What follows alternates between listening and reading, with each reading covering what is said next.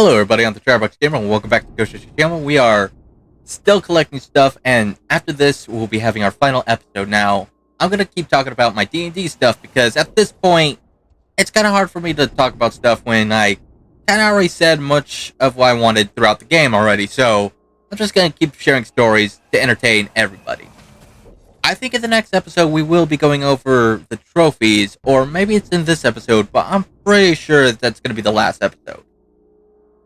I think at the last D&D stories I was leaving off, I was talking about the monsters. Now, I made 3 monsters. There was one that I called the Fixer, the second one called the Hunters, and then there was one called the Titans.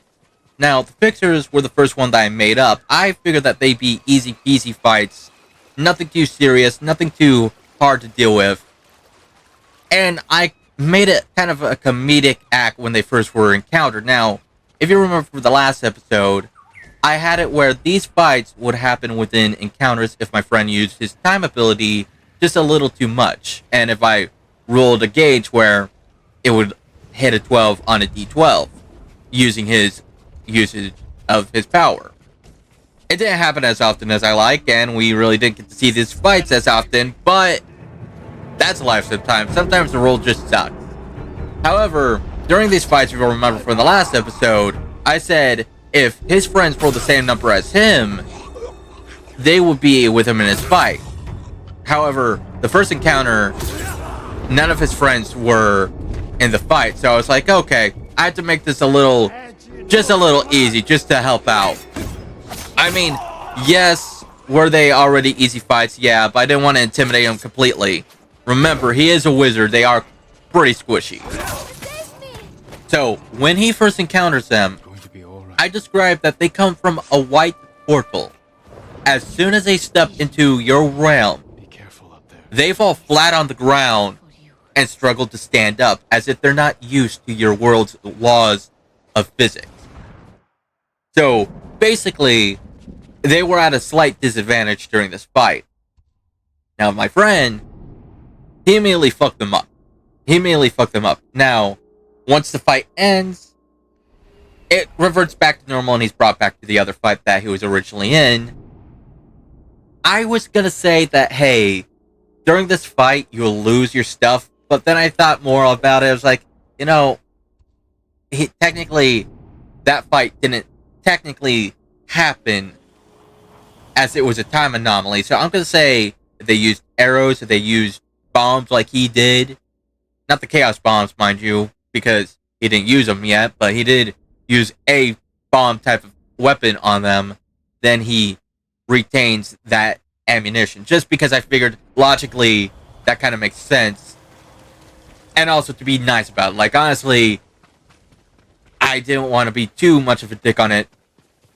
And I just thought, you know what, that might be a little fair. I don't want it to be like, oh, you're a dick, Anthony. But at the same time, I think later on, after the game was over, my friends kind of said, Anthony, you probably should be a bigger dick during this fight, like during the whole thing. They had fun, but they also knew that I was very lenient. That I was very, not hand-holding, but very helpful.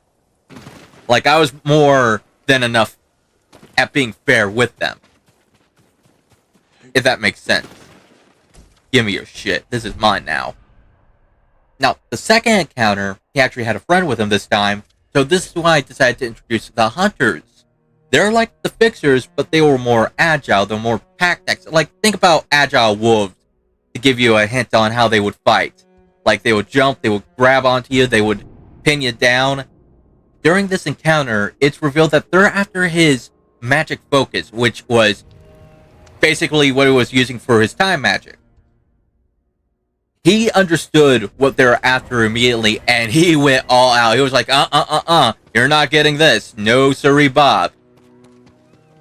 After they won their fight, because, again, it wasn't that difficult. I didn't make these encounters too difficult, because I figured that if they're going to be interrupting a major fight or something, then it's going to be a pain in the ass for them to deal with that fight and then deal with another. I just added as a little mix to his ability. So, his fights are special little temporal fights should not be an issue. And they weren't an issue because, well, like I said, they just didn't roll half the time, and it sucked because I really wanted them more. Because I put a lot of thought into these guys. Like, I put a lot of, I just took time with these guys to make them fair. The only one that I would say is unfair and would need more than one person in with him would be the Titan, who, if you remember correctly, last episode I said became the final boss. I mean, technically he wasn't really the final boss, as they had someone else to deal with, but they just fucked that guy up so badly. Like, I think it was one round, one shot that ended the dude's life, that the Titan might as well have just been called the final boss of the campaign, because it was much harder to deal with. Now, originally, I wanted the Titan to be introduced not too soon, but I felt it went too late. Again, we didn't have any of these special encounters. I just couldn't get a good role where, hey, it happens. I mean, yeah, I could have said, hey, you have another encounter, but I felt like that would have been a little cheating. So, I digress, and who's calling me? What's up? Shino, you made it here safely. There were no demons on the road. That's good. Or otherwise. My aunt's teaching me to treat the wounded. Your father would be proud. It's good seeing you. You take care. It's good seeing people that we saved. Good seeing that they're doing well. I like that. So, yeah, basically, I didn't want him to be alone when he fought the Titan, so I made it a rule that he would not fight the Titan alone, because I felt that would be cheap. So I had it where, or I was planning to have it that after a set of encounters, these special encounters, the Titan will emerge in the middle of a group of enemies. And when he emerged, his dark obsidian body, because this is how he looked like. Unlike the other characters, unlike the other monsters, their description of the body was transparent. Like, they did not exist in this universe. Like, you barely see them. This creature, however, was black as obsidian rock and built like a fucking mountain. So when he was going to be introduced, he would rampage through the white door portal, crushing all of his companions, so that it will be a 1 versus how many my friend has with him. So it could be a 1v2 or 1v3. If my friend was ever lucky, 1v4. Now, if there was ever a 1v4, I would have said that, hey, your other encounter is now completely on hold because everybody is in this weird temporal place. You don't have to worry about them. Worry about this. But it never got to that point. So, yeah. I mean, if it did, I was going to say that, oh, you're all going to get fucked over by the other encounter. No. That's not going to happen. The other encounter is literally going to be paused. You guys deal with these fuckers, and then you'll be fine in the next encounter. Like, I think I also ruled that, technically, since this fight didn't really happen, that if they got hurt too badly, they get some HP back. I don't know if I don't think they ever actually got hurt, because I think that the enemies were squishy enough that they managed to pull it off. So, yeah. I think my ruling was if they got hurt too much, they would at least get half their HP back, or at least they will roll for the HP. I think that's where I went with as a ruling, because I figured that'd be too nice for them, and I need to start being a little more challenging, a little more meaner. Can't just give them half back. So yeah, I think I did rule out that they would have to roll for it. But the thing is, like I said, it didn't happen as often, so never came to. I did make a 4th monster, but this was a very specific monster that I planned out because I knew that they had to go to this one location for one item that they needed to beat the game. And I could not think of a good name for this creature for the life of me, so I made it a stupid name, and I called it, ah shit, it's a snake. Which, if you couldn't catch on, was basically, ah shit, it's a snake. Which was this gigantic fucking rock snake that was supposed to guard the magic item. And the thing is, it would track the players down by sensing their footsteps. Now, the thing is, they had a flying disc with them, which I completely forgot about. Which you're probably thinking, oh, this foiled your plan, right? Like it took away your giant snake monster, right? No, see, at this point, they're pretty fucking OP. I didn't give them one. I gave them a good amount of them. Not too much, but a good amount of them. And you're probably thinking, well, how are they going to track them if they're floating? Another good point that you're making. See, there was another thing that I added to this cave. In this cave were a group of were-rats. One of them had the staff, which was a magic item. Well, it wasn't the magic item that they were looking for, but it was a magic item in the cave. This magic item was the thing that controlled the rock snakes, and I think we're gonna go to Taka's grave right now. Yeah, okay. We're getting that one trophy that I told you about where you play a song at a friend's grave, and this is it.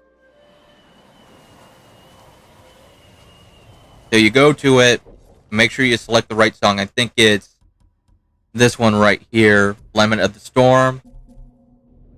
You play it for your friend, and it'll pop.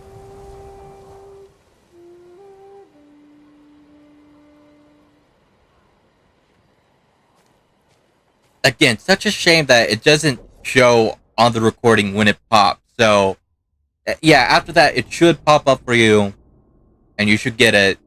Continuing with the encounter, so the were-rat, the leader of the were-rats, upon getting to the end of the cave, he would see the players and summon a rock snake to go and fuck them up, basically.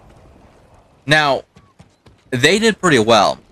They also had it in their mind to try to take the snake staff away from the were-rat. Now, in the back of my head, I was like, I already gave these motherfuckers a lot of powerful shit. I don't want them getting this. I'm not gonna say no, but I'm not just gonna hand it to them without a fucking fight. So, the were-rat was about to be dead. He was gonna make a quick escape using the rock snakes as a way to get the fuck out of Dodge. They tried to wrangle the staff out of his hand, and I had them make a strength check to see if they take it from him. They did not meet the DC, so when the snake came to grab the staff, instead of taking the dude safely, because I think there's also a check to see if he got hurt on the way down or something like that. I forgot the exact details for it, but basically he was also getting hurt, and since he was like on 1 HP, it was going to kill him. So the end result was the giant rock snake bit the were-rat, fucking eating him and taking the staff along downside to the depth of the earth. And they all made the joke. They were like, Anthony just really didn't want us to have that fucking item, so he said no. God has said no to our bullshit. And I'm like, I honestly thought you were gonna make it. Like, I didn't make it too outlandishly cruel for you to fail, but I sure as shit was not gonna make it fucking easy. Now, I already talked to you about Chaos Bombs, which were OP as fuck. Not sure how many effects I wrote down. I had them written down somewhere, but I lost the paper, so I can't tell you. All I can remember is that if you hit a net 20, you fucking win. And I think I told you about the Surprise Me arrows that I rebranded as Surprise Me bolts, because the one character that got them, because she didn't have a bow and arrow, she had a crossbow. So I was like, oh, okay, yeah, I can make the change easy. It's no big deal. Still same thing. The Surprise Me bolts, arrows, whatever the hell you want to call them, were my favorite. They were the first thing I made, and it kind of shows because they weren't exactly broken. I mean, they were a little broken, but they weren't completely broken. However, there was one item that I did give one of my players that was beyond broken. You could only use it 3 times per day, granted. You could only use it 3 times per day, granted. But this thing was fucking... it was crazy. So, it was a spell-changing wand. And I had it that where this wand would take, add, or subtract a word from a spell that the player knew and used it, would change the outcome of the effect. So, for example, Cause of Fear was a very popular one that my friend, he loved to use, because instead of Cause of Fear, he changed it to Cause of Bear.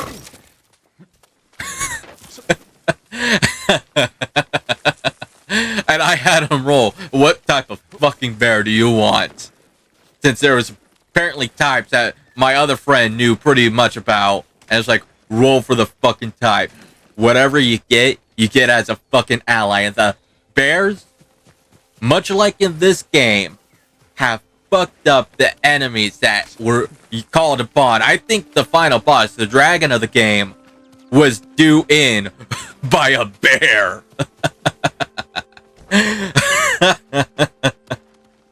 Now, he got a hold of me after he got this item, because he said, hey, so what's gonna happen when I change Tasha's hideous laughter to Tasha's hideous slaughter?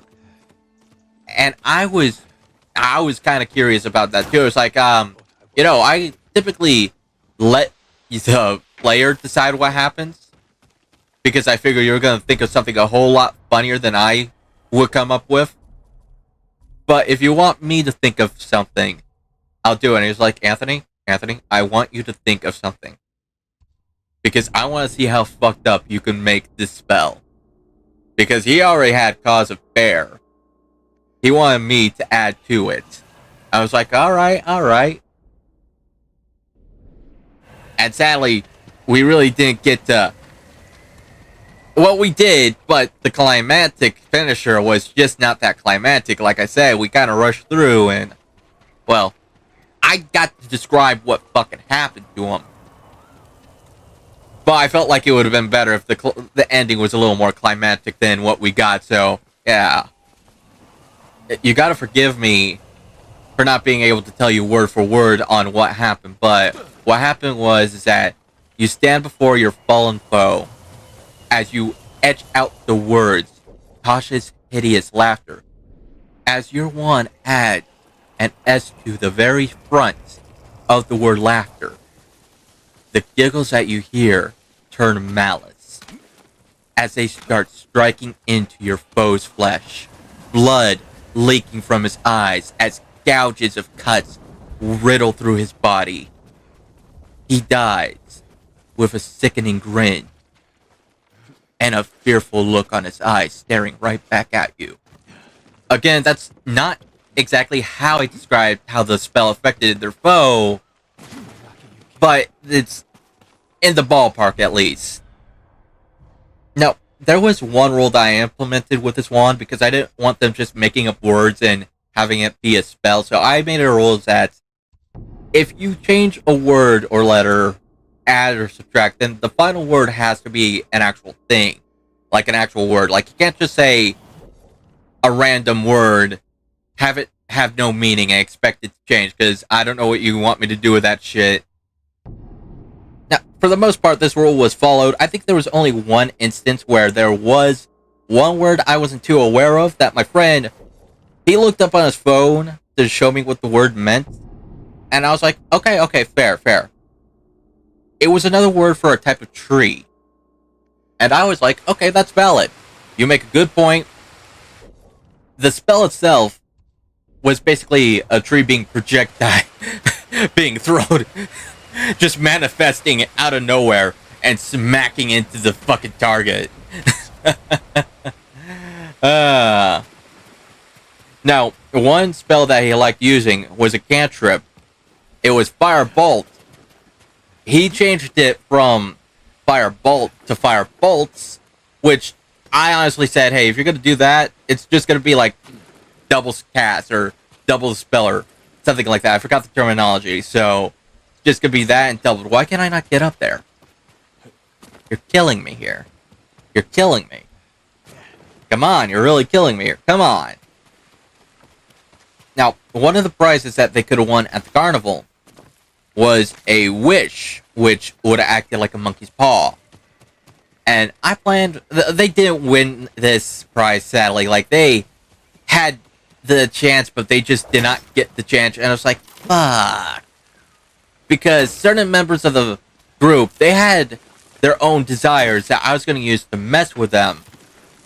Or if they made some certain wishes, I was going to use it to mess with them. Like, for example, if a player asked, hey, I want to be stronger, like, you know, increase their strength stats, I was going to, you know, fuck with them and say, okay, you're stronger now, but now you're slower. Because I figured that it would have added more muscle, it would slowed you down considerably. And another player, they had a dead wife as their background. I was going to have it where if they wished that their wife came back, she would have came back either A, as a zombie, or B, with no memory of her husband. Just to, you know, be a dick about it. Now, if he were to lose contests, because these contests you didn't win, or you didn't play with the use of money, you played with giving up something important. If you gave up something important from him, it was something that his wife gave him. However, the game runner, he would see that, oh, this is a little too important, I will have you give me something else in due time. Thinking that was a nice action, he would have left. But at night, magically, he would have lost his memory of his wife ever dying. So, yeah, it was just to fuck with that player, but it never came to, and it was sad because I really was planning on fucking with these guys, but they never got to the wish thing. And with that, we're out of time, so thanks for watching, everybody. I'll see you next time. Take care. Please like and subscribe, and have a great day.